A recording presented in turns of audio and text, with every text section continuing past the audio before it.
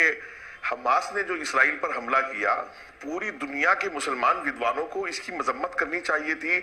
کہ بچوں کے، بوڑھوں کے، عورتوں کے ساتھ اسلام جنگ میں بھی، ڈیفینسیو موڈ کی جو جنگ ہے اس میں بھی اجازت نہیں دیتا بے حرمتی کرنے کی۔ اور میں ایک بات یہ جو ابھی تبصر پن کر رہے ہیں بیٹھ کر کے میرے ایک پینلسٹ بھائی، میں آپ کو بتا دوں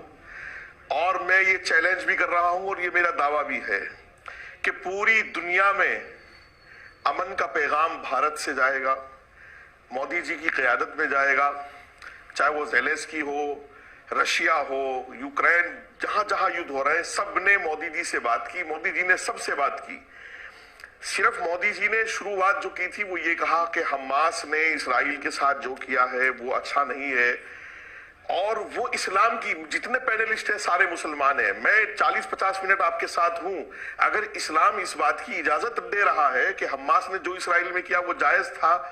تو میرا خیال میں آپ کے لیے 40 منٹ میں مجھے ثبوت دے دیجئے، میں مان جاؤں گا۔ تو مودی جی نے اس میں کوئی غلط نہیں کہا۔ مودی جی سے، بھارت سے پیغام جو شانتی کا جا رہا ہے، بھارت جو پوری دنیا میں پیس کے لیے کام کر رہا ہے، میں سمجھتا ہوں یہ اسلام کے بھی حق میں ہے، مسلمانوں کے بھی حق میں ہے۔ اگر حماس کی وجہ سے غزہ پٹی پر اسرائیل بمباری کر رہا ہے اور وہاں سے لوگوں کو پلائن کرنا پڑ رہا ہے، جانا پڑ رہا ہے، تو جارڈن، لبنان، شام، سیریا، جو لگے ہوئے سب کو سواگت کرنا چاہیے تھا۔ شرنارتھی کسی بھی دیش میں جاتے ہیں تھوڑے دن کے لیے اور وہ پھر واپس ہو جاتے ہیں جب جنگ بندی ہو جاتی ہے۔ اور دیپک بھائی ایک ثبوت میں، اور اس سے میں نے نکالا کل پرسوں سے، میں ساری چیزیں دیکھ رہا ہوں، تحقیقات کر رہا ہوں کہ لاکھوں لوگ حماس سے جانا چاہ رہے ہیں اور جا رہے ہیں۔ اس کا مطلب یہ ہے کہ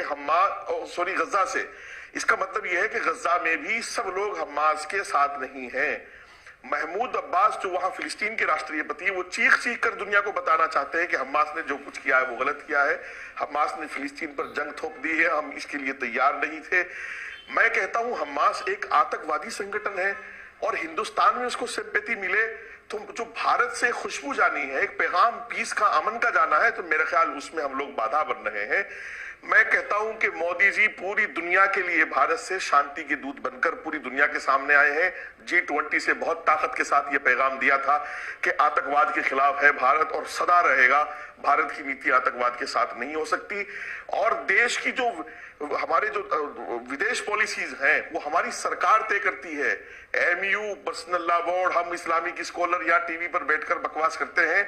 اس سے وہ سب چیزیں طے نہیں ہوتی۔ ہمیں اپنی سرکار کے ساتھ، اپنے دیش کے ساتھ، راشٹر ہت میں جو ہمارے راشٹر کے لیے اچھا ہے، جو دیش کے لیے اچھا ہے، ہمیں باہیں کھول کر سرکار کی اس بات کا سواگت کرنا چاہیے۔ اور جیسا کہ ابھی یہ کہہ رہے ہیں کہ میں بندوق لے کر کے چلا جاؤں گا،